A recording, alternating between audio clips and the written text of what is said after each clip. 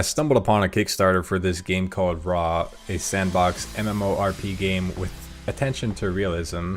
There's no doubt that this Kickstarter is going to be a success, but the question is this game going to be worth the funding? Who is this development team, and are they even capable of creating a project with this type of ambition? Unfortunately, when it comes to Kickstarter, there's so many people that just look at the gameplay trailer and without doing any type of research whatsoever, they just simply throw money at the Kickstarter. So looking at their Kickstarter and all the videos that they've shown us about this project, everything is pre-rendered. It's all cutscenes. Everything's been made to look good and amazing. Even their website is the exact same way. It's made to look professional and appealing to the regular audience, like they're some type of AAA studio creating a professional game. And I read a little bit into the Kickstarter description, and right here it says, after the Kickstarter campaign, we will start an Indiegogo campaign. By the time we open it, we will have a small community already, blah blah blah.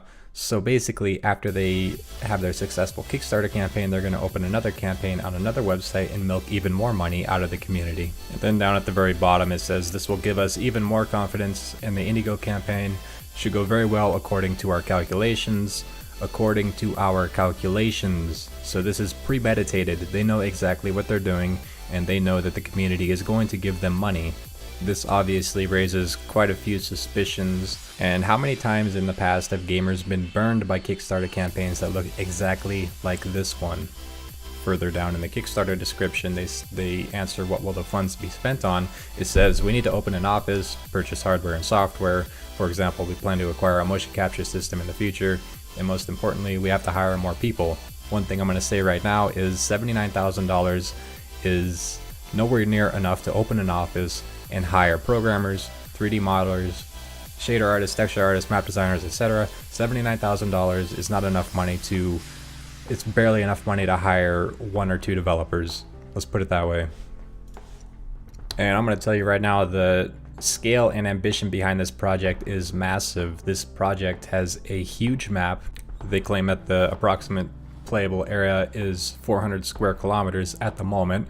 And 400 square kilometers of playable area, that's going to require a shit ton of assets, 3D assets, textures, etc.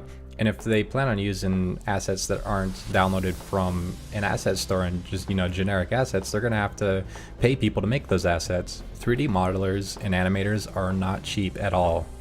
A fully rigged character created to your specification can cost somewhere in the thousands of dollars, up to $3,000-$4,000 even.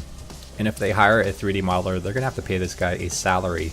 I don't know what the average salary for 3D modelers is, but one thing I know for sure is quality game development is not cheap. You're probably looking at around $60,000 to $100,000 a year. On the low end, $30,000 to $50,000 a year.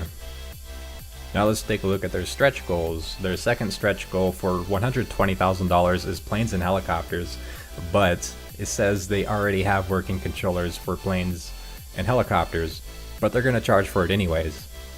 Boats and motorcycles, the situation with water transport is the same as with air transport. Everything looks good, but we need small improvements and tests. So for planes and helicopters, boats and motorcycles, which is according to them already implemented, it's going to cost us, the consumers, the gamers, the poor gamers, it's going to cost us $45,000 for a feature they've already implemented. Then further down is an advanced character customization system. They say that they don't have it implemented at the moment, which is fair. They want $220,000. Hardest part about advanced character customization really is the 3D assets.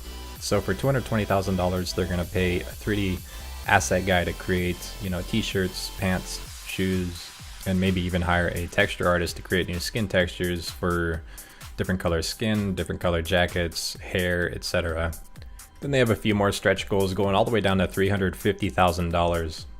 And then all the way at the very bottom of the Kickstarter description, it says we are one of those who make the games not to make money, but to make them interesting and enjoyable to play. The Kickstarter kind of disagrees with that final statement there. The Kickstarter was designed to look good so they can get as much money as possible. And to top it off, they even claim that they ran the calculations and knew that they were going to make some money off of this.